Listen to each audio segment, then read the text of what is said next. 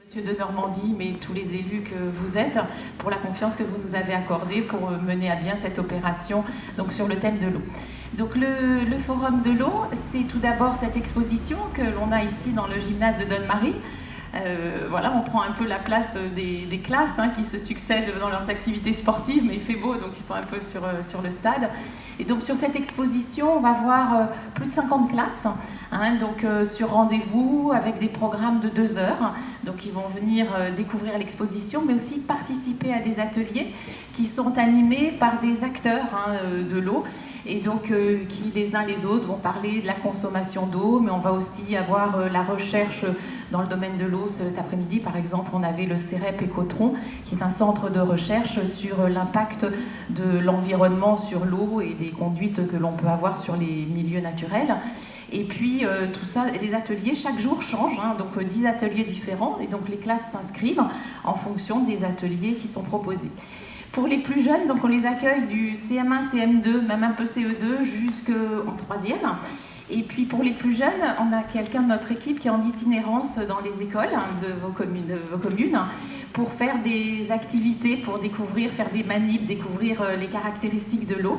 Donc ça, c'est pour les grandes sections de maternelle, les CP et les CE1. On voulait qu'il y ait un peu des programmes pour tout le monde.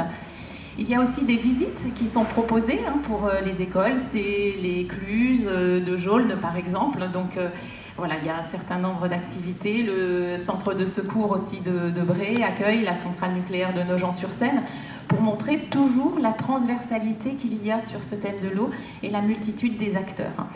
Donc vous allez les découvrir aussi dans l'exposition, puisqu'on va en faire un petit peu le tour et vous faire découvrir ce qu'on a mis en place. Et puis les partenaires, les uns derrière les autres, je vous inviterai à prendre la parole sur votre espace. C'est vraiment très rapide, c'est de l'ordre de minutes, c'est juste pour donner les traits principaux de vos activités. Il faut savoir aussi donc on a un programme pour le grand public et que ce grand public, on l'attend, on s'est mis en condition de le faire sur l'expo, mais aussi à travers 2 manifestations importantes. L'une va être jeudi soir avec la conférence sur le risque inondation qui a co-animé, donc vous avez des programmes à l'entrée, donc par Magali Regueza, qui est maître de conférence et donc qui est une scientifique qui travaille sur ces problématiques des inondations. Et puis aussi le PTB, l'établissement public Seine-Grand Lac. Et vous savez tous, c'est pas à vous que je vais l'apprendre, toute cette concertation qu'il y a autour du casier pilote. Et donc ça sera le moyen d'informer le grand public et de répondre à ces questions. Puis l'autre temps fort pour le grand public, c'est des visites qui sont organisées samedi.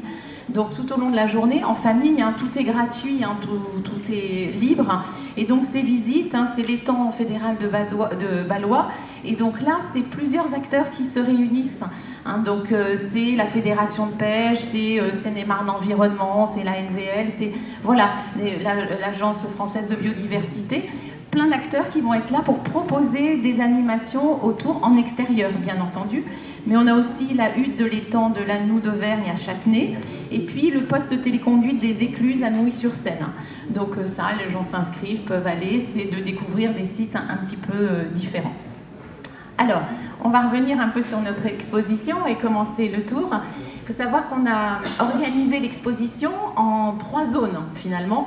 On a cette zone-là dans laquelle on est, où on parle plutôt de l'eau dans le milieu naturel, comment ça s'organise, sa faune, sa flore.